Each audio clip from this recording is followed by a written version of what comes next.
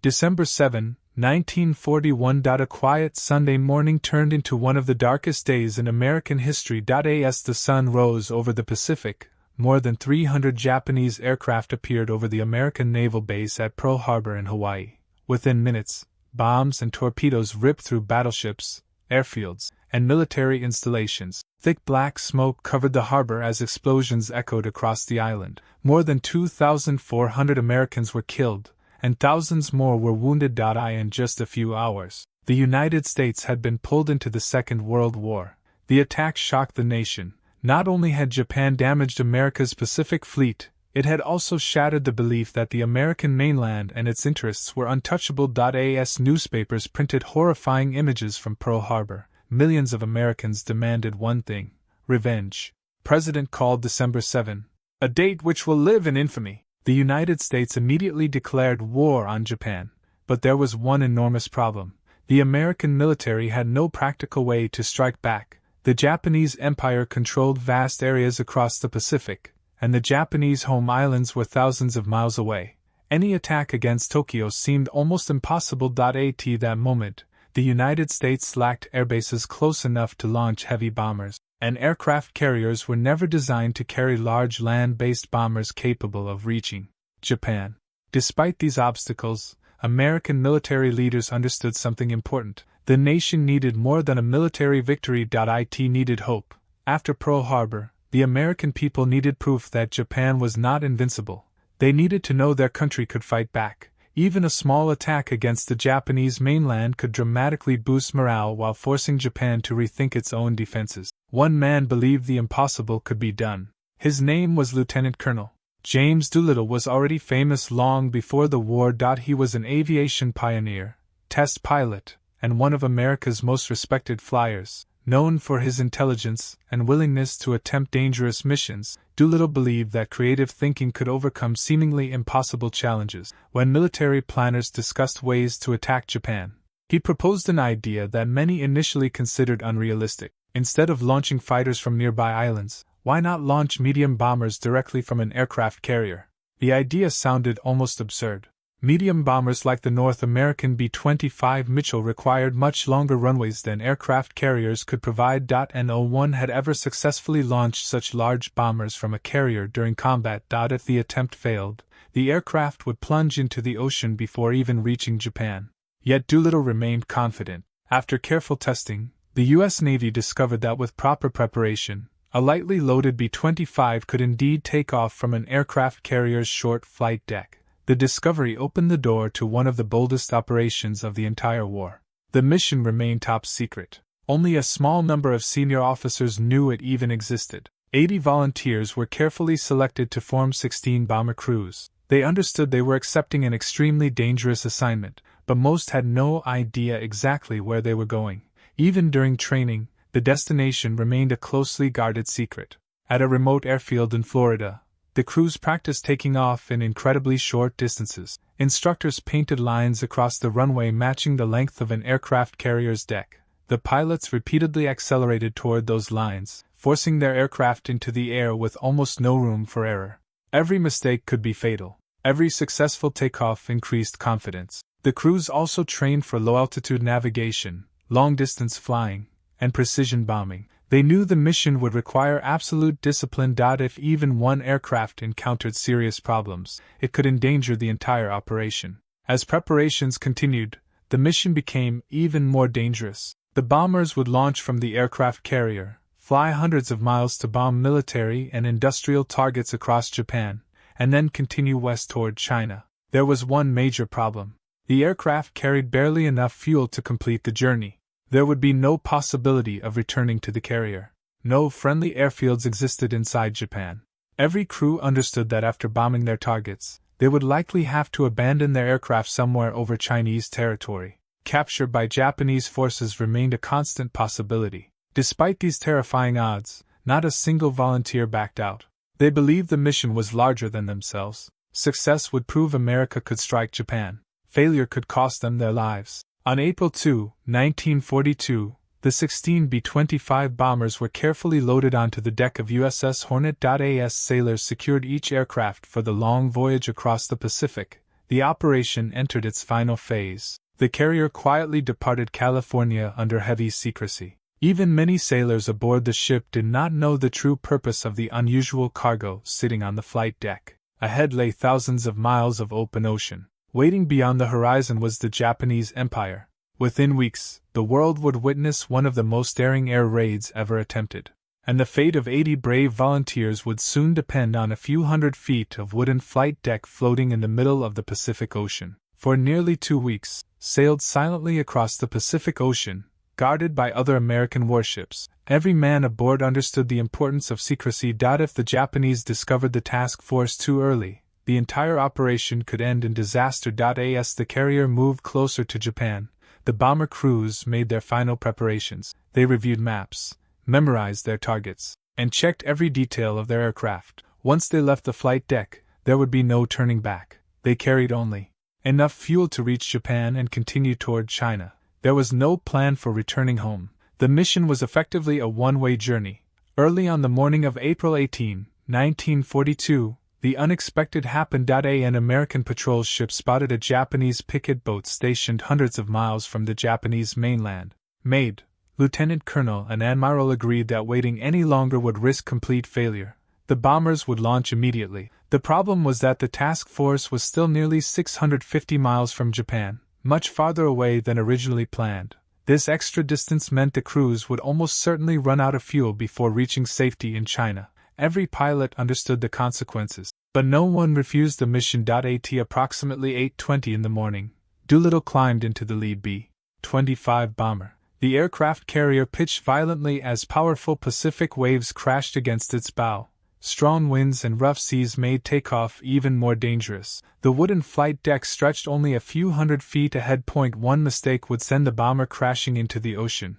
Doolittle pushed the throttles forward. The engines roared at full power.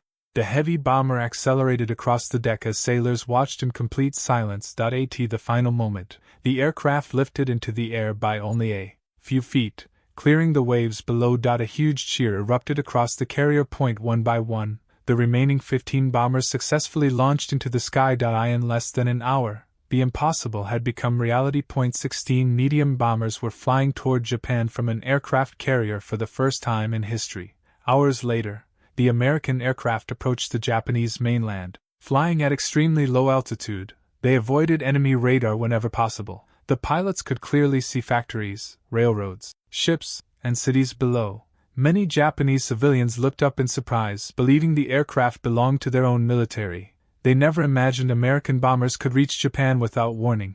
Then, the attack began.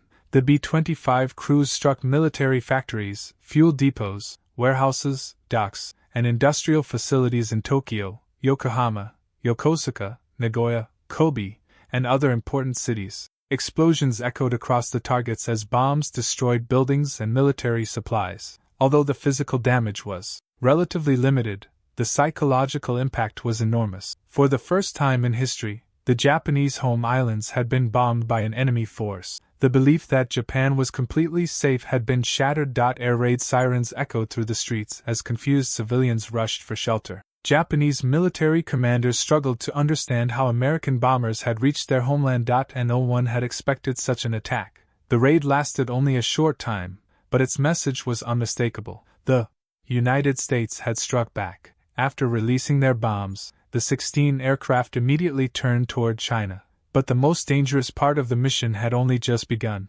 The crews had launched hundreds of miles earlier than planned, and their fuel gauges were falling rapidly. As darkness covered the skies, the pilots realized they would never reach their planned landing fields. With engines running almost dry, they faced an impossible choice: crash into the mountains, attempt emergency landings in unknown territory, or jump into the darkness with parachutes and hope to survive. For many of the 80 brave volunteers, the greatest challenge of the Doolittle raid was only beginning. As night fell over China, the situation became desperate.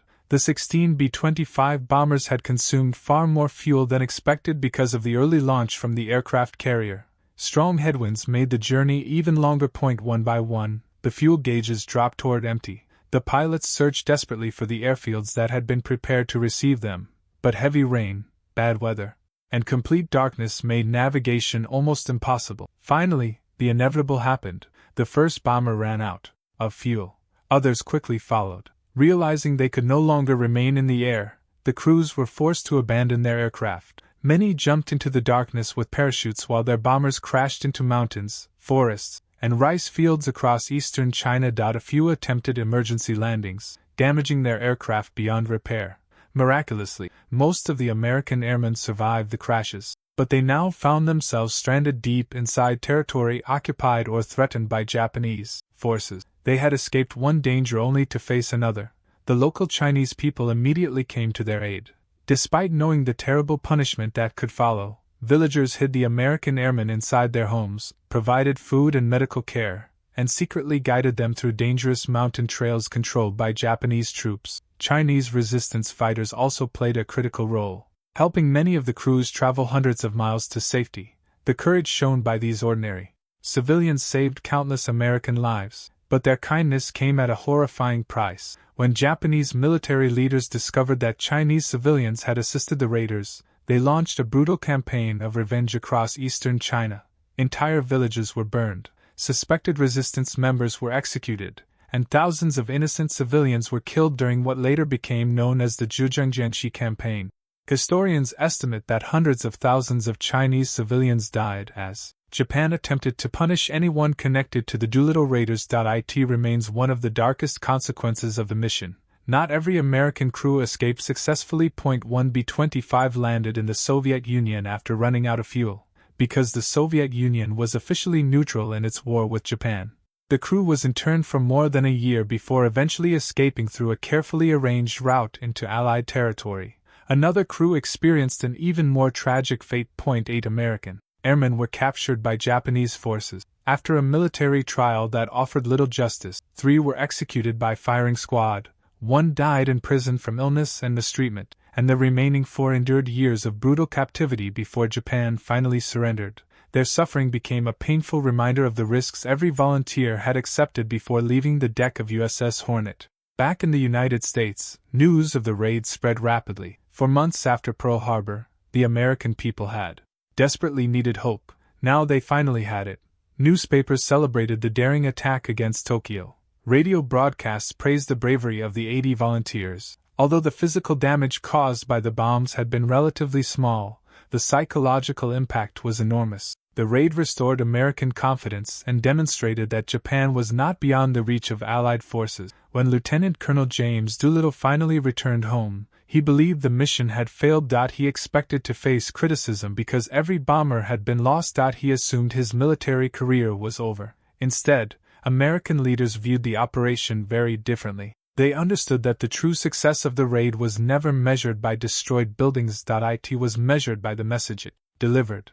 The United States had proven that it could strike the Japanese homeland, and that single achievement changed the course of the Pacific War forever. But the greatest consequences of the Doolittle raid were still unfolding. In Tokyo, Japanese military leaders were furious. The attack exposed serious weaknesses in Japan's defenses and forced them to rethink their entire strategy. The decisions they made after the raid would eventually lead both nations toward one of the most decisive naval battles in the history of warfare.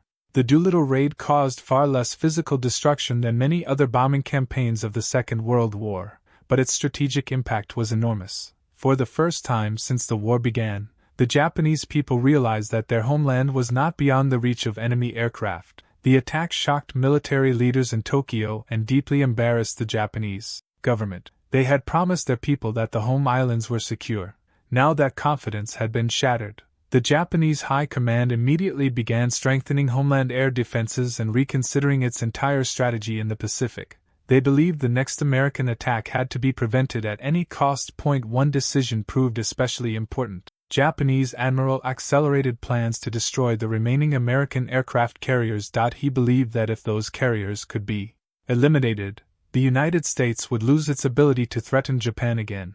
That decision led directly to the in June 1942 at Midway. The United States achieved one of the greatest naval victories in history. 4 Japanese aircraft carriers were sunk, and the balance of power in the Pacific shifted permanently. Many historians believe that although the Doolittle raid itself caused limited military damage, it helped influence the chain of events that resulted in Japan's devastating defeat at Midway. For the American people, the raid became a symbol of resilience. After the tragedy of Pearl Harbor, the nation desperately needed proof that victory was still possible. The courage of 80 volunteers provided exactly that.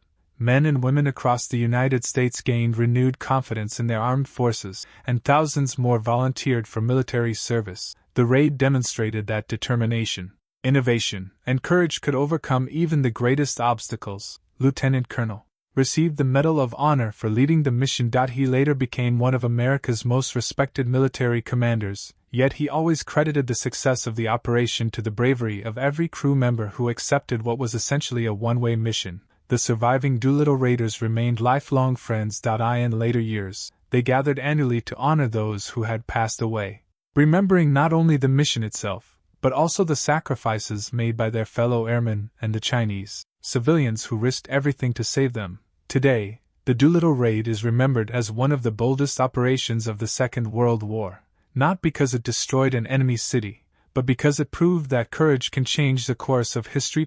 16 bombers launched from the deck of an aircraft carrier accomplished what many experts believed was impossible. They carried hope across the Pacific at a time when hope was desperately needed. They reminded the world that even after devastating defeat, a determined nation could rise again. Sometimes, the greatest military victories are not measured by the number of bombs dropped or the territory captured. Sometimes, they are measured by the confidence they inspire and the future they make possible. More than 80 years later, the story of the Doolittle Raid continues to stand as a powerful reminder that history is often changed by those willing to attempt the impossible. When the world believed America could only defend itself, 80 brave volunteers proved it could strike back. And that single mission echoed far beyond the skies over Tokyo. It helped reshape the Pacific War and secured its place among the most daring operations ever carried out in military history. When historians discuss the greatest missions of the Second World War, the Doolittle Raid is always among them, not because it was the largest bombing operation, not because it caused the greatest destruction, but because it proved that courage, innovation, and determination could change the course of an entire war. In the months following Pearl Harbor, the United States desperately needed hope. The Doolittle Raiders delivered exactly that. They showed the world that America would not remain on the defensive and that no enemy was beyond reach. The mission inspired millions of people, both on the battlefield and at home. It reminded every Allied soldier that even the darkest moments could be overcome with bold leadership and unwavering determination. For the men who flew the mission, the memories lasted a lifetime. Many rarely spoke about the fear they experienced while taking off from the deck of USS Hornet or parachuting into the darkness over China. They never considered themselves heroes. They believed they were simply doing their duty. The real cost of the raid, however, extended far beyond the 80 volunteers. Thousands of Chinese civilians paid with their lives for helping the American airmen escape. Their courage and sacrifice remain an important part of the Doolittle Raid's history and should never be forgotten. History remembers Lieutenant Colonel James Doolittle as the brilliant leader who turned an impossible idea into reality. But the mission succeeded because of every pilot, navigator, bombardier, engineer, and gunner who accepted a mission from which they might never return. They climbed into their aircraft knowing there was no safe landing waiting for them. No rescue plan. No guarantee of survival. They flew anyway. That is what true courage looks like. Today, the Doolittle Raid is studied in military academies around the world as a masterpiece of planning, joint operations, and strategic thinking. It demonstrated the power of surprise, the importance of morale, and the value of taking calculated risks during wartime.